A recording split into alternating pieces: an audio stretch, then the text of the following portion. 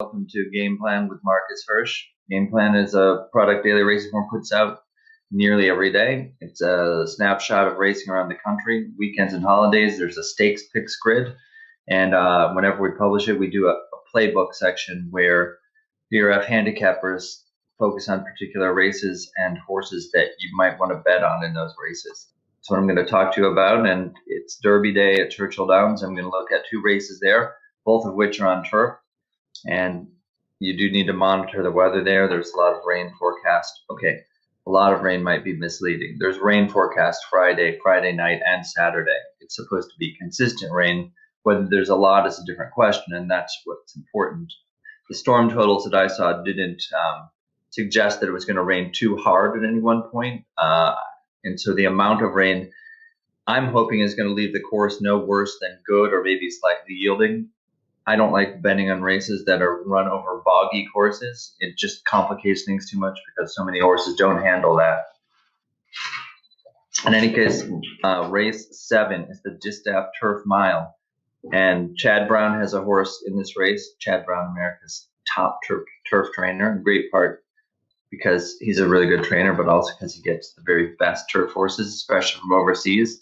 He's got a horse named Precious, who I think will be the favorite in this race. But I am wise guying it up and looking at a different horse for Mr. Brown named Environs, or Environs. This is a Juddmonte Farms homebred. If you follow racing at all, you know who Juddmonte Farms is. They are one of the great breeders internationally. This filly came from France, and trainer Andre Fabre. She is a 4-year-old.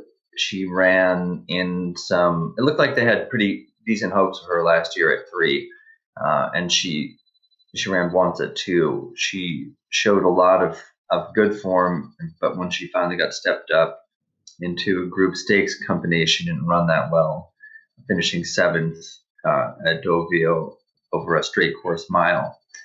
That race, while it was a Group 3, the winner, Windchimes, is a very good horse. She won off easily, but I just think that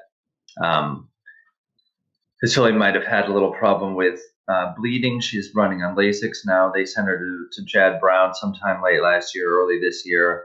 I saw her work pattern. She worked really steadily for a long time in Florida for her first start of the year, and she was 4 to 5 in that second level allowance race, April 5th at Keeneland, where she ran a fabulous race. She just crushed those horses. It's nowhere near as good as the competition she's meeting in this race, but she ran her last quarter mile in a very fast time and did it well within herself. I have seen this chain of events before where Brown has these horses come overseas.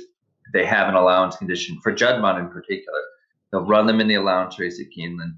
There's a Juddmonte Farm is near Keeneland. They like to see the horses run there. That's kind of just a jumping off point to a late spring summer campaign that can produce some really good things. From what I saw in that race, just the acceleration, the way this horse went about her business and watching her works, and from her overseas form, I feel like she could develop into the horse they thought she might become in France under the American circumstances and in Chad Brown's barn. I think she might be better than Precious. She's 8 to 1 on the line, compared to 3 to 1 for Precious, and I think she could be lower than that, but 5 to 1, 9 to 2, something like that would be a fair price on Environs in the Distaff Turf Mile. Moving forward, I'm going to stay with the Chad Brown theme in the American Turf, a Grade 2 $400,000 1 1/16 mile turf race for 3-year-olds. This is a really interesting race. I actually thought it wasn't a very good race when I first looked at it. When I started digging in, there are a number of horses who are better than I thought superficially. Even A Thread of Blue, who I've been skeptical of all winter. He's number 1. He's 3 to 1 on the line. Excuse me. His last race was actually very good. I take the Gulfstream turf form with a little bit of a grain of salt. It's a much different kind of course than courses in Kentucky, particularly Churchill Downs. And horses that have speed often prosper there, whereas they have trouble maintaining that form after they head north. But I think A Thread of Blue is more legitimate than that. But I am still playing against him a little bit. Brown's entrant in this race and my selection, hopefully at something close to his 6-1 morning line odds, is named Digital Age. It's an Irish bred 3-year-old, twice started. This horse was purchased at the Tattersall's yearling sale in England, a sale that Brown and his owners have frequented for the last couple of years. It's an interesting development. They also got the standout 3-year-old filly Newspaper of Record, who runs this weekend at that sale. Digital Age, I think part of the reason that the price is a little higher and maybe higher at post time is because he made both of his starts at Tampa rather than Gulfstream, where Brown and company run most of their winter turf horses. And speaking to Chad, he said there was a particular reason that had nothing to do with quality or competence, just that he didn't think the horse was going to suit Gulfstream. He doesn't have a lot of early speed.